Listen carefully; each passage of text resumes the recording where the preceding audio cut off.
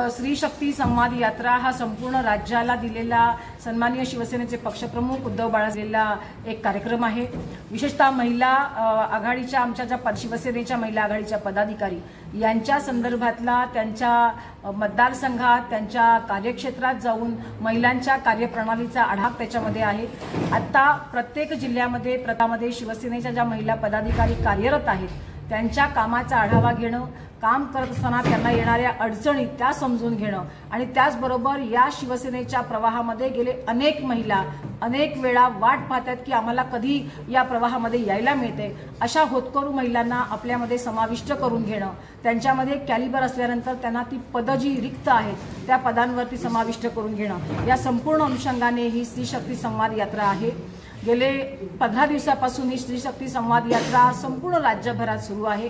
आमच्या शिवसेनेच्या 15 टीम राज्यातल्या वेगवेगळ्या भागात जाऊन या यात्रेचं नियोजन आणि आयोजन आणि त्याचबरोबर संपूर्ण नेतृत्व करतायत। या यात्रेमध्ये आता जी आम्ही सातारा जिल्ह्यामध्ये आलेलो आहोत, ही आमची यात्रा दिनांक 24 सप्टेंबर पासून आम्ही सुरुवात केली सोलापूरवरून। सोलापूर जिल्ह्यातल्या सगळ्या विधानसभाचा आढावा झाल्यानंतर आम्ही आलो ते धाराशिव जिल्ह्यात। धाराशिव जिल्ह्यातला आढावा घेतल्यानंतर आम्ही काल रात्री साताऱ्यामध्ये पोहोचलेलो आहोत। आज सकाळी साताऱ्यातल्या जवळजवळ आतापर्यंत संध्याकाळपर्यंत 7 विधानसभा क्षेत्रांचा आढावा आम्ही घेतलाय। उद्याही सकाळी साताऱ्यातल्या उर्वरित विधानसभांचा आढावा आहे। त्याच्यानंतर आम्ही जाणार आहोत सांगली जिल्ह्यामध्ये। सांगली जिल्ह्यातल्या जे काही विधानसभा क्षेत्र आणि त्यातल्या महिला पदाधिकाऱ्यांशी संवाद साधून मग नंतर शेवटचा जो जिल्हा आमचा आहे तो कोल्हापूर जिल्हा। या स्त्री शक्ती संवाद यात्रेत आमची जी टीम आहे जी या 5 जिल्ह्यांमध्ये येते, याच्यामध्ये मी स्वतः डॉक्टर ज्योती ठाकरे शिवसेनेची उपनेता माविमची अध्यक्ष, त्याचबरोबर माझ्यासोबत आहेत साताऱ्याच्या आमच्या स्थानिक उपनेत्या आणि शिवसेनेमध्ये अनेक वर्ष काम करणाऱ्या जिल्हा संघटक या पदावर राहिलेल्या छायाताई शिंदे, माझ्यासोबत आहेत रोशनी कोरे गायकवाड मुंबईहून आलेल्या संपर्क संघटक आणि त्याचबरोबर मुंबईच्या माजी विभाग संघटिका आणि माजी नगरसेविका या संजनाताई मुंडगेकर। आज या ठिकाणी आमच्या सातारा जिल्ह्याच्या जिल्हा संपर्क संघटक युगंधराताई साळेकर या सुद्धा उपस्थित आहेत। महिलांच्या संदर्भातले प्रश्न जाणून घेऊन त्यांच्या मनात जी काही खतखत आहे, मग ती खतखत सरकारविषयी असेल, ती खतखत आपल्या आजूच्या असणाऱ्या सगळ्या एकंदर यंत्रणेविषयी असेल, ती समजून घेणं हा महत्त्वाचा उद्देश आहेच। परंतु महिला पदाधिकाऱ्यांना काम करताना येणाऱ्या अडचणी त्याच्यावरती सामोपचाराने उपाययोजना हा सगळ्यात महत्त्वाचा भाग या स्त्री शक्ती यात्रेचा असणार आहे। महिलांमधून निर्माण होणारं उद्याचं नेतृत्व पाहणं हा सुद्धा एक भाग आहे, पण त्याचबरोबर राज्यामध्ये, देशामध्ये आणि आपल्या जिल्ह्यामध्ये स्त्री शक्तीच्या सक्षमीकरणावरती जो काही घाला स्त्रियांवरती होणाऱ्या अत्याचाराच्या माध्यमातून होतो, अनेक प्रकारचं लैंगिक शोषण स्त्रियांवरती होतं, या सगळ्यांचा आढावा घेणं आणि त्या अनुषंगाने जो शक्ती विधेयक आपल्या विधानसभेत तत्कालीन मुख्यमंत्री शिवसेनेचे पक्षप्रमुख माननीय उद्धव बाळासाहेब ठाकरे यांनी एकमताने संमत करून घेतला होता। परंतु आमचं दुर्दैव हे आहे की आपल्या देशाच्या राष्ट्रपतीपदी विराजमान झालेल्या द्रौपदीताई मुर्मू यांनी आजही त्या विधेयकाचं कायद्यामध्ये रूपांतर करण्याची मोहर उठवली नाही। त्यामुळे या शक्ती संवाद यात्रेमध्ये आमचा सगळ्यांचाच भर आहे, तो ज्या जिल्ह्यात जातो त्या जिल्ह्यातल्या जिल्हाधिकारी महोदय, त्या जिल्ह्यातल्या पोलीस आयुक्तांपर्यंत भेटणं, त्यांच्यापर्यंत आपली ही मागणी शक्ती कायदा झालाच पाहिजे या संदर्भातली मागणी पोहोचवणं हा सुद्धा या स्त्री शक्ती संवाद यात्रेचा आमचा उद्देश आहे। आणि या अनुषंगाने या दौऱ्याच्या पूर्वीच आपल्या ज्या डीजी आहेत रश्मी शुक्ला यांच्याशी सुद्धा पत्रव्यवहार करून त्यांची वैयक्तिक भेट घेऊन ही खतखत आम्ही पोहोचवलेली आहे। ताई, आज मुख्यमंत्रीचा जिल्हा आहे, मुख्यमंत्रीच्या जिल्ह्यामध्ये जे आता शिवसेनेचं काम चाललं आहे त्या पद्धतीनं तुम्ही काय नियोजन केलेलं आहे? काय महिलांशी तुम्ही भेटणार आहे का? असा दुर्गम भाग आहे जावळी तालुक्यामधल्या जावळीतल्या काही खोऱ्यामध्ये तुमचा शिवसेनेचे प्रत्येक महिलांमध्ये उत्सुकता वाढत चाललेली आहे, इथपर्यंत तुम्ही कसं पोहोचणार आणि कसं नियोजन लावणार? मुळात आम्ही आता सातारा जिल्हा हा नियोजनाच्या बैठकीसाठी यासाठी वापरला, कारण याचं कारण हे आहे की जिल्ह्याच्या ठिकाणी सगळ्याच प्रकारच्या महिला पोहोचतात, येऊ शकतात।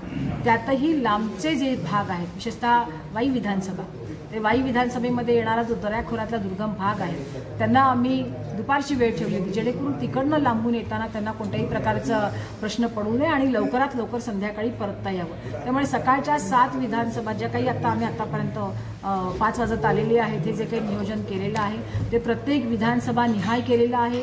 त्या ठिकाणच्या ज्या जिल्हा संघटक त्यांच्याकडे जर 2 विधानसभा असतील तर एका वेळेला 2 विधानसभा, जर एका वेळेला 1 विधानसभा असेल तर त्या जिल्हा संघटिकेचा असलेला 1 विधानसभा या क्षेत्राने या पद्धतीनं आम्ही इथे नियोजन केलेलं आहे. उर्वरित ज्या काही आमच्या विधानसभा आहेत ज्या आज आम्हाला करता आल्या नाहीत, या संदर्भातलं नियोजन 8 दिवसापूर्वीच आमच्या महिलांपर्यंत आम्ही पोहोचवलेलं आहे. त्यामुळे आपली मिटिंग सातारा जिल्ह्यामध्ये आपल्या विधानसभेची या वेळेला, या वाजता, या दिनांकाला आहे याचे पूर्णपणे निरोप आमचे संपर्क संघटक, आमच्या जिल्हा संघटक, आमचे जिल्हा प्रमुख, ही जी महत्वाची यंत्रणा आहे त्यांच्या माध्यमातून पोहोचलेले आहेत.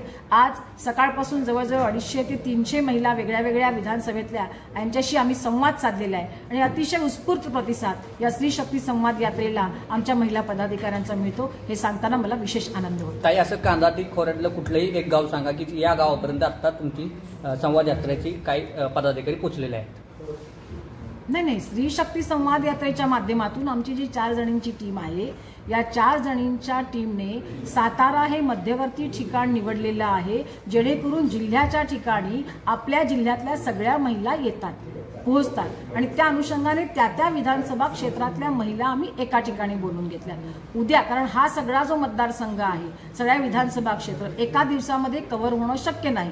महिलांच्या अडीअडचणी, त्यांचे प्रश्न समजून घेण्यासाठी एका दिवसामध्ये सगळ्यांचा उहापोह करणं शक्य नाही. म्हणून साताऱ्यामध्ये आम्ही 2 दिवस या स्त्री शक्ती संवाद यात्रेला दिलेले आहेत. यातल्या काही माजी पदाधिकारी आहेत, त्यांनाही त्यांची मतांतरं मांडायची आहेत, त्यांच्यासाठी वेगळा वेळ राखीव ठेवलेला आहे. जिल्ह्यातले जे काही पदाधिकारी आम्हाला भेटू इच्छितात त्यांच्यासाठी संध्याकाळी 5 नंतरचा वेळ आम्ही ठेवलेला आहे. पण महिलांसाठी सकाळी 11 ते संध्याकाळी 5 या वेळेत आम्ही या ठिकाणी उपलब्ध आहोत. त्यांना त्या पद्धतीचं एक टाइम टेबल आम्ही दिलेले आहे आणि त्या अनुषंगाने आमच्या सगळ्या अगदी जावळीच्या दऱ्या खोऱ्यातून सुद्धा यापर्यंत येऊन पोहोचलेले आहेत. तुम्ही साताऱ्यात आलाय, मुख्यमंत्र्यांच्या गावातल्या महिलांचे प्रश्न जाणून घेणार आहात का?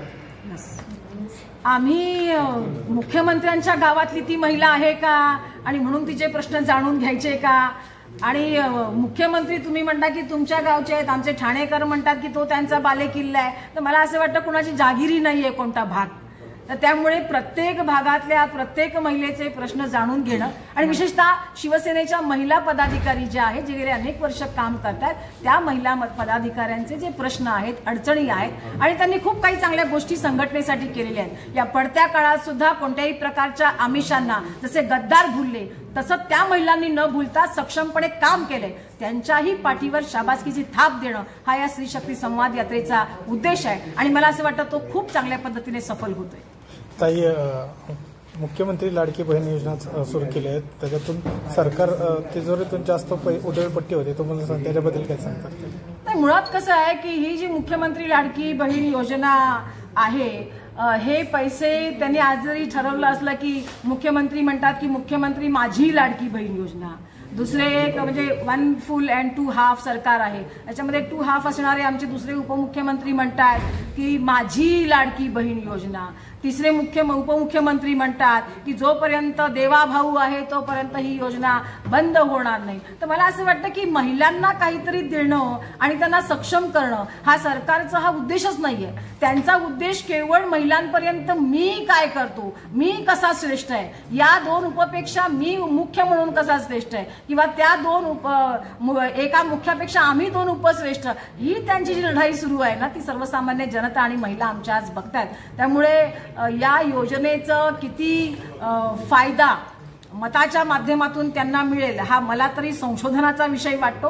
ज्या पद्धतीनं साताऱ्याच्या ग्रामीण भागातल्या महिलांनी त्यांची मतं आज आमच्या समोर मांडली आणि त्या अनुषंगाने सगळं चित्र, कारण हे करत असताना मी तुमचा भाऊ आणि मी तुम्हाला पैसे देतो, यापेक्षा हे पैसे कोणत्याही भावाचे नाहीत, हे पैसे सर्वसामान्य करदात्यांचे आहेत आणि करदात्यांचा पैसा या माध्यमातून जो महिलांना वर्षाव म्हणून धरला जातो आणि तोही केवळ निवडणुकीच्या पूर्वी काही दिवस. लाडकी बहीण असती तर या लाडक्या बहिणीसाठी सरकार आल्या तरतूद का केली गेली नाही? म्हणजे सुरुवातीपासून म्हणजे जवळजवळ मला असं वाटतं की 2.5 वर्ष तर महिलांना प्रत्येक महिन्याला 1500 रुपये मिळाले असते, पण तसं न होता निवडणुकीच्या पार्श्वभूमीवर काही महिने आधी तुम्ही अशा प्रकारची योजना आणता, महिलांच्या मतांना भुलवण्याचा प्रयत्न करता. पण आज आमची महिला सक्षम आहे, साक्षर आहे, जागृत आहे आणि त्यामुळे हे राजकारण जे मतांचं करतायत त्या संदर्भात सजग आहे. ताई, सातारा जिल्ह्यामध्ये शिवसेना उभाटा गटाचे जिल्हा प्रमुख सचिन मोहिते, हर्षद कदम आणि शेखरभाऊ गोरे यांचं काम पाहता या विधानसभा निवडणुकीला त्यांचा विचार केला जाईल का? कसं आहे की इच्छुकांची मांदियाळी शिवसेनेमध्ये आहे, मी मगाशीच आपल्याला सगळ्यांना सांगितलं, आणि त्यामुळे हे शिवसेनेचं वैभव आहे. लोक म्हणत असतील की एवढे गेले तेवढे गेले, तरीही त्याच ताकदीनं आणखीन जास्त आमचे उभे राहिले. त्यामुळे मला असं वाटतं की गेलेल्यांनी गेले, ती एक घाण साफ झाली आणि नव्या दमाच्या काही लोकांना संधी मिळाली. आता जी आपण नावं घेत आहेत ही या नव्या दम्यातून पुढे आलेली सगळी मंडळी आहेत आणि त्यामुळे त्यांनी इच्छा प्रकट करणं, आपापल्या विधानसभा क्षेत्रामध्ये उभं राहण्याची, यात काही गैर आहे असं मला वाटत नाही. मुळात काम करणारा जो आहे त्यांनी स्वतःला निवडणुकीच्या माध्यमातून आजमावणं हेच लोकशाहीचं प्रतिबिंबित रूप आहे आणि त्या माध्यमातून आमचे जे 3 शिलेदारांची तुम्ही नावं सांगितली त्या विधानसभा क्षेत्राचा आढावा हा वेगळ्या पद्धतीने पक्षप्रमुखांपर्यंत पोहोचतोय. आम्ही आज जरी स्त्री शक्ती संवाद यात्रा इथे करत असलो तरी माननीय पक्षप्रमुख मातोश्रीवती वेगळ्या विधानसभेचा विधानसभानिहाय आणि आपल्याला मिळणाऱ्या रिस्पॉन्सच्या अनुषंगानं त्या ठिकाणी आढावा घेत आहेत आणि पक्षप्रमुखांचा हा सर्वोच्च आणि उत्तम श्रेष्ठ निर्णय असेल की मतदाराच्या लक्षात घेता, मतदारांची भावना लक्षात घेता इलेक्टिव्ह मेरिट ज्याच्याकडे आहे त्याला कुणाला आपल्याला उमेदवारी देता येईल. त्यामुळे मला असं वाटतं की ह्या नावांपैकी कदाचित काही नावांना संधी मिळेल, म्हणजे त्याबद्दल मला नाकारता येणार नाही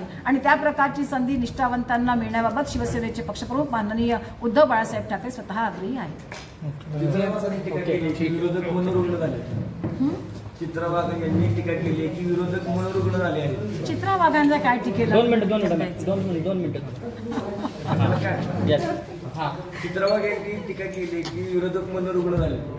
हो, मला कोणाच्या विषयी तुम्ही बोलायला लावता?